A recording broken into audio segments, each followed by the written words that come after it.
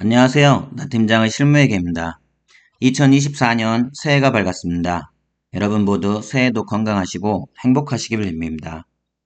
내일 1월 2일 첫날부터 당장 2023년 기말결산이 시작됩니다. 기말결산이 시작되면 첫날에 모든 발생주의 분계 항목들에 대해 금액을 계산하고 분계를 입력해야 합니다. 이번 시간은 금융리스 기말결산 절차에 대해 공부하겠습니다. IFRS 실무회계 8장 금융리스에 나옵니다. 금융리스 기말결산 절차는 아래와 같이 총 7단계를 거칩니다. 1. 당월 신규 임차계약을 파악하고 2. 리스의 종류가 운용리스인지 금융리스인지를 판단합니다. 3. 금융리스의 현재 가치를 계산하고 4. 금융리스 유효이자율법 삼각표를 작성한 후 5. 리스 개시일에 회계 처리를 합니다. 6. 그 후에 리스 자산의 감가상각 회계 처리를 하고 7. 리스 부채의 유효이자율법 회계 처리를 합니다. 첫 단계는 당월에 새로 발생한 임차계약을 파악하는 것입니다. 형욱주는 서울 을지로에 사무실을 5년간 임차하는 임대차 계약을 체결하였습니다. 임대차 계약과 관련된 자료는 아래와 같습니다. 임차 물건은 을지로 입구에 있는 페럼타워 2계층 사무실이며 월 임차료는 2계층 합계 매월 5천만 원입니다. 임차 계약 시작일은 2021년 12월 1일이고 종료일은 2026년 11월 30일입니다. 임차기간 종료 후 소유권 이전 약정이나 염가구매 선택권 약정은 없습니다. 임차 건물은 신축 건물이어서 경제적 내용연수는 40년으로 추정되며 임차한 사무실 2계층을 취득하려면 총 160억의 취득 원가가 소요될 것으로 추정됩니다. 형욱주의 증분 차입 이자율이 10%로 파악됐습니다. 위의 임차 계약에 대한 회계 처리를 어떻게 해야 될까요? 회계에서 리스라는 용어는 광고에서 나오는 신차 장기 리스나 렌탈만을 의미하는 것이 아닙니다. 회계에서 리스란 리스, 렌탈, 임대차 계약 모든 것을 포함하여 자산을 일정 기간 사용하기로 하는 계약을 말합니다. 첫 단계에서 신규 임차 계약을 파악할 때는 6가지 내용을 파악해야 합니다. 월 임차료, 임차기간, 임차자산 경제적 내용연수, 시가, 그리고 임차기간 종료 후 소유권 이전 약정이 있거나 염가구매 선택권이 있는지 여부를 파악해야 합니다. 두 번째 단계에서는 리스의 종류를 판단하는 것입니다. 비상장 기업에 적용되는 일반 기업의 기준과 상장 기업에 적용되는 IFRS 리스 종류 판단 기준은 확연히 다릅니다. 일반 기업의 기준에서는 임대차 계약이 아래의 5가지 조건 중 하나를 충족하면 금융리스로 처리하며 하나도 충족을 못하면 운용리스로 처리합니다. 즉, 임대차 계약이 리스기간 종료 시 소유권 이전 약정이 있거나 리스기간 종료 시 염가구매 선택권 약정이 있거나 리스 기간이 해당 자산 내용연수의 75% 이상이거나 리스료의 총 현가가 자산 시가의 90% 이상이거나 범용자산이 아닌 자산을 리스하게 되면 금융리스로 회계 처리합니다.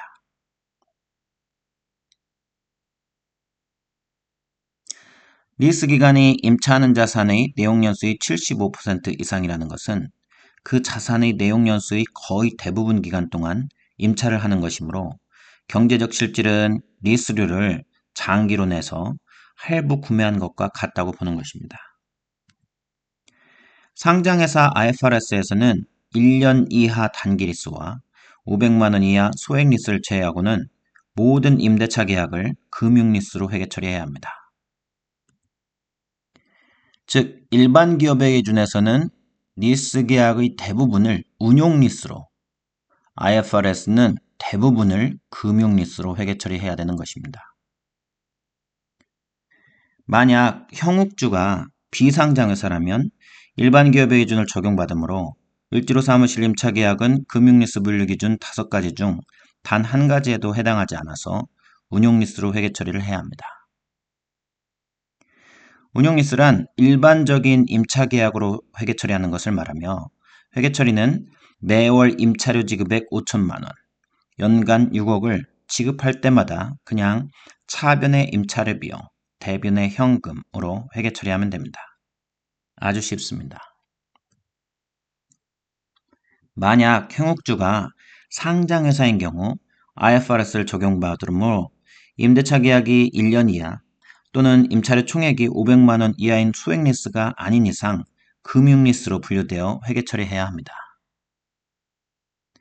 금융리스 회계 처리는 비록 자산에 대한 소유권은 없지만 장기 임차 계약을 마치 자산을 장기 할부로 취득하는 것과 매우 유사하게 회계 처리하는 것입니다. 따라서 임차 개시일에는 임차 기간 동안의 임차료 총액을 차변의 자산으로, 대변의 부채로 회계 처리합니다. 장기 임차 계약이므로 임차료 총액을 현재 가치로 평가하여 회계 처리해야 하는데 뒤에서 설명드리도록 하겠습니다. 차변의 자산으로 대변의 부채로 회계 처리된 금액은 이후 리스 기간 동안 각자 별도로 회계 처리됩니다. 자산은 리스 기간 동안 정액법으로 감가상각되며 부채는 유효이자율법으로 회계 처리됩니다. 2단계에서 금융리스로 분류되면 리스료 총액의 명목가액으로 회계 처리할 수는 없고 현재 가치로 회계 처리해야 합니다. 따라서 3단계에서는 현재 가치를 계산해야 합니다. 현재 가치를 계산하기 위해 제일 먼저 할인율을 결정합니다. 할인율은 증분 차입 이자율을 사용합니다. 증분 차입이란 incremental을 한글로 번역한 것으로 추가로 차입하다라는 의미입니다. 즉, 임차계약상 임차자산을 취득하기 위해 담보로 제공하고 추가로 차입한다면 적용받을 이자율입니다. 은행에 문의해서 알아보면 됩니다. 여기서는 10%를 가정하겠습니다. 증분차입 이자율이 결정되면 총 리스 기간인 5년, 매월 리스료를 지급하므로 60개월에 해당하는 현재 가치 이자 요소를 계산해야 합니다. 5년간 60개월 동안 매월마다 1원씩 지급하면 총 합계액은 60이 되는데 이것은 명목가치입니다. 리스료를 현재 가치로 계산하기 위해 매월 리스료 1 나누기 1 플러스 이자율 나누기 12개월에 개월수로 제곱을 해서 현재 가치를 계산할 수 있습니다.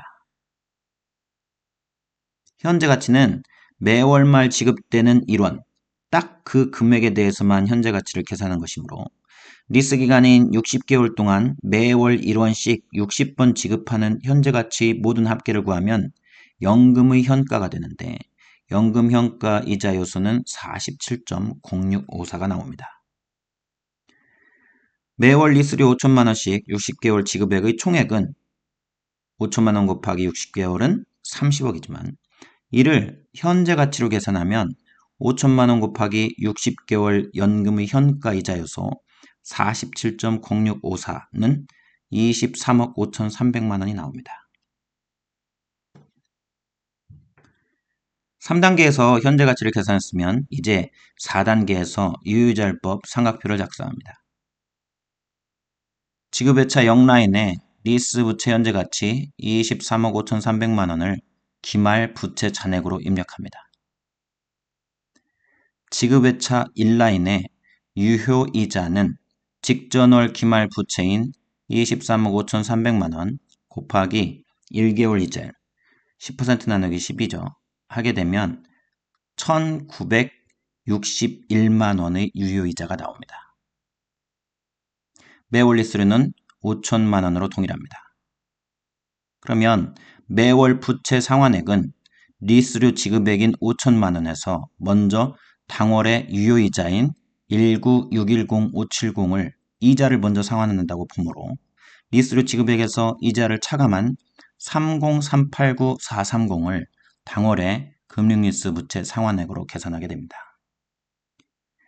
그러면 당월 말 리스 부채 잔액은 직전 월 말 부채 잔액인 2353268,451에서 당월 부채 상환액인 30389,430을 차감하면 2322-87902가 나옵니다.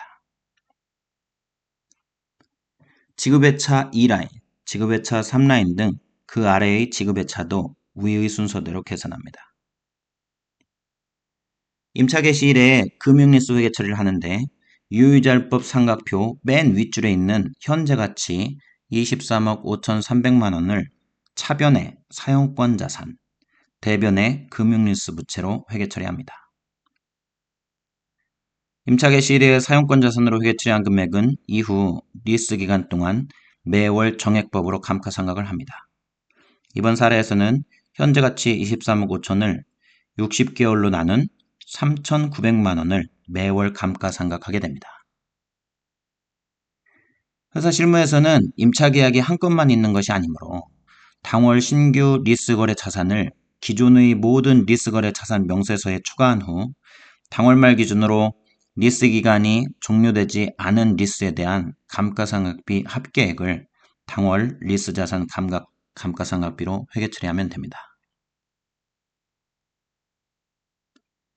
금융리스 부채에 대한 매월 말 회계 처리는 유효이자율법 삼각표를 이용하는데 1개월 차를 보면 삼각표상의 유효이자 19610,570을 차변의 이자 비용으로, 부채 상환액 30389,430을 차변의 금융리스 부채 감소로 쳤고 매월 말 리스료 5천만 원을 대변의 현금 지급으로 회계 처리하면 됩니다. 2개월 차 회계 처리도 삼각표상의 2회차 라인에 있는 유효이자와 부채 상환액을 차변에 적고 리스료를 대변에 적으면 됩니다.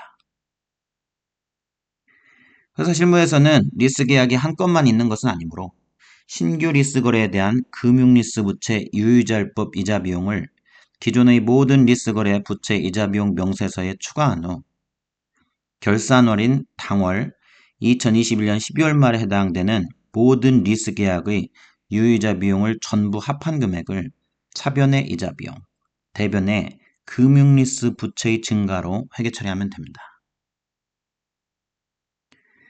그 후 해당 월에 모든 리스 거래의 리스료 지급액 전액을 금융리스 부채 상환으로 회계 처리합니다. 그러면 결국 부채 상환액은 리스료 지급 총액에서 이자 비용 총액을 차감한 순액으로 처리되므로 올바르게 됩니다. 오늘은 IFRS 실무회계 8장 금융리스 기말결산 회계 처리를 공부했습니다. 내일부터 3월 말까지 기말결산 및 회계감사 등으로 바쁘실 텐데요. 모두 건강히 잘 지나가시를 빕니다. 화이팅!